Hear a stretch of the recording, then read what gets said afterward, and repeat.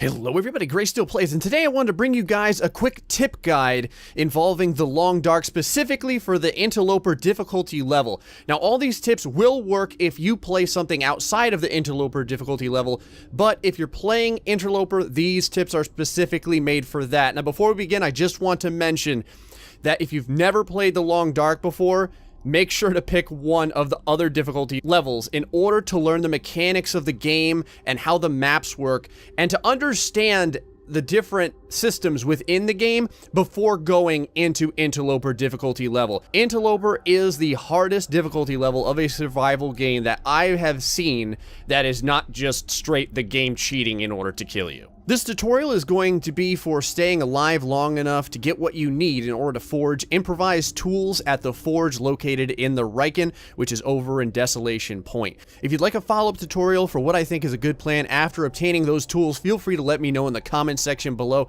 and I'll do a follow-up for that. So let's start on the tips for Interloper difficulty. First off, make sure that you have a plan. The plan is typically to get a heavy hammer, obtain 6 to 7 pieces of coal, and make yourself a couple of improvised hatchets and knives at the Riken located in Desolation Point.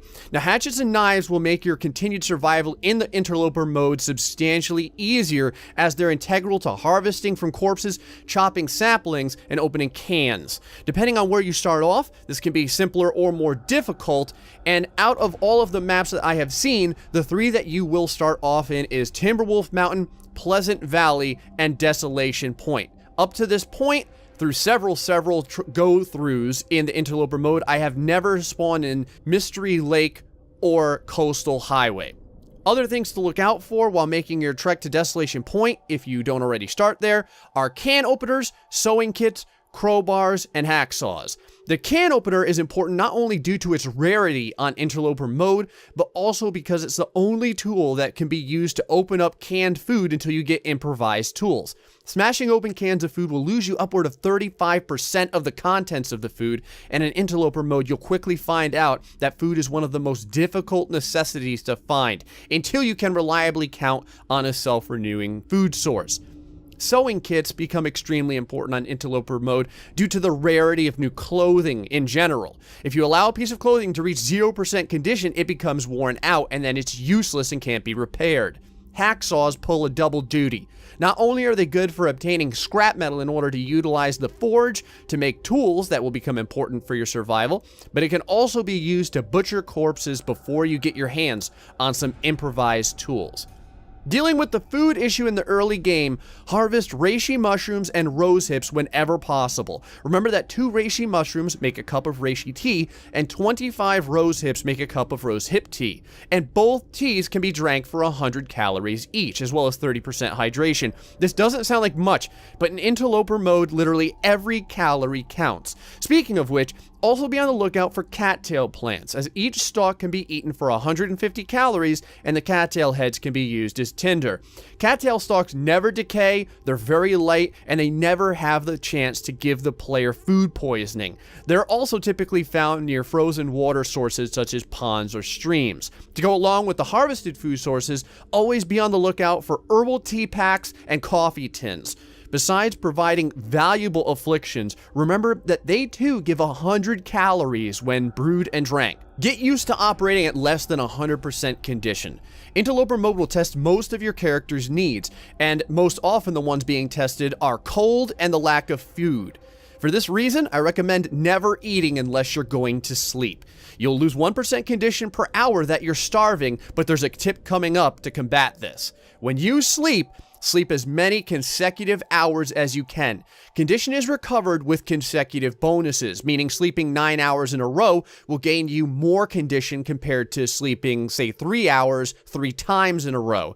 This means that the best strategy is to get as absolutely close to exhausted as possible, check to see exactly how many calories will be burned for the amount of sleep that you want, and then eat that amount of calories as exact as possible, followed by taking a drink so as not to become dehydrated while sleeping, and then to sleep for that many hours in a row.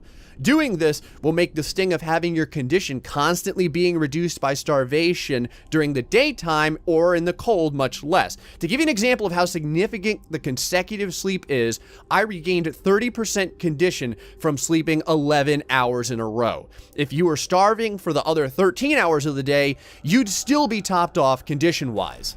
Understand that everything is much more rare in Interloper mode. This includes matches. Matches are the lifeline of your survival as they allow you to make fire, and for this reason, never waste a match if at all possible. And if you do start a fire, do as much at that fire as you possibly can. Boil water, make teas and coffee, cook raw food, and always take a brand from the fire before you leave. A brand has several uses. It keeps you slightly warmer than normal, it can be brandished at wolves if they begin stalking you, and it can be used as a light source when traversing through the mines or searching buildings at night. Speaking of wolves and fires, if you're being stalked by a wolf and you have no chance of getting to shelter, let's say you're encumbered or exhausted and you can't run away and you'd otherwise be screwed, try to snap immediately, make a fire. Even starting the fire will spook the wolf off, and if the fire goes off, use it for as much as you can. If it doesn't, the cost is one match, and you may save yourself from a wolf attack, which is probably worth it. Note that the wolves in Interloper mode are substantially stronger and more deadly than in any of the other modes. If you have a hacksaw and you come across a deer carcass and it's feasible, meaning there's a structure nearby for you to get some rest in or take shelter in case the weather gets terrible, always butcher the creature. Not only will this get you around 1,000 calories of possible food, but it will also get you hide and gut nearly on. Speaking of which, almost any time that you're outside and you're going to be doing something that takes in a large amount of time, such as butchering, you are going to have to create a fire. Understand that in the Interloper mode, the outside temperature is going to be substantially colder than in any other mode, and you will freeze if you do not have a fire that will keep you at a positive ambient temperature. Speaking of hide and gut, if you do obtain these items early on, keep them on the ground inside of a structure so that they can begin curing, especially if you're staying in the area to, say, harvest or look around or just resting in a bed. This will get the curing process started, and it'll also keep them from degrading from being on you in the outdoors. Typically, I'll leave my hide and gut curing inside of what's going to be my safe house after I get to the Riken and fashion my improvised tools. This will have them cured, and it'll have them ready to go when you're ready to be self-sufficient, but it's also going to keep your encumbrance level down. Check everywhere, then double check everywhere. In Interloper mode, a single granola bar is going to be the difference between regaining several conditional percents while sleeping or starving. Check every shelf, check every drawer, but also make sure to check behind everything. The developers have hidden some very important items in the strangest of places, such as under the seat and the benches of canoes. If at all possible, never use the pass time option. If there's a blizzard outside and you're waiting for it to pass, tear down curtains for cloth or break down chairs or crates for reclaimed wood. Repair your clothing if it's significantly damaged, or do another check through the building for loot. Every moment in Interloper mode counts, and you want to be doing something constructive at all times. Know where the closest bed is. You don't start with a bedroll in Interloper mode, and it's very possible that you're not going to find a bedroll for a long time. Although being exhausted, much like starving, only reduces condition by 1% an hour, being able to sleep and regain your condition is one of the most important parts of the strategy for staying alive in Interloper mode. For that reason, use a map if you need to in order to know how far and where the next bed is. Maps are going to be provided in the description below if you need them, and also remember that you can sleep inside of vehicles, but watch out.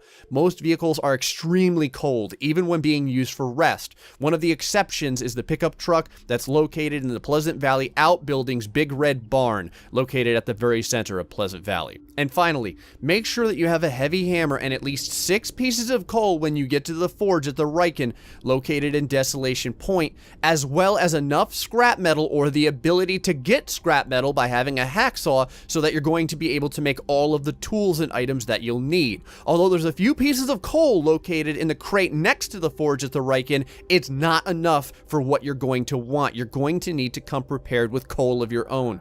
I would suggest to bring around 4 to 5 pieces of your own coal. They can be found in plenty at all of the mines located in Desolation Point, or for instance, in the mine that's going to connect Pleasant Valley to Coastal Highway. Folks, I hope that this tip guide helps you a little bit in your survival using the Interloper mode in the Long Dark. It's one of my absolute favorite modes in the Long Dark, and I really think that it is something that anyone who buys the game should experience. It is a fantastic mode, and it really tests your ability to stay alive in a game. I also understand that this tip guide is very brief and somewhat short. I wanted to make it as such, but I wanted to make all of the tips valuable for that survival. So remember, if you have any suggestions on additional guides that you would like to see from me for the Long Dark, feel free to let me know in the comment section below. Until the next time, guys, stay foxy and much love.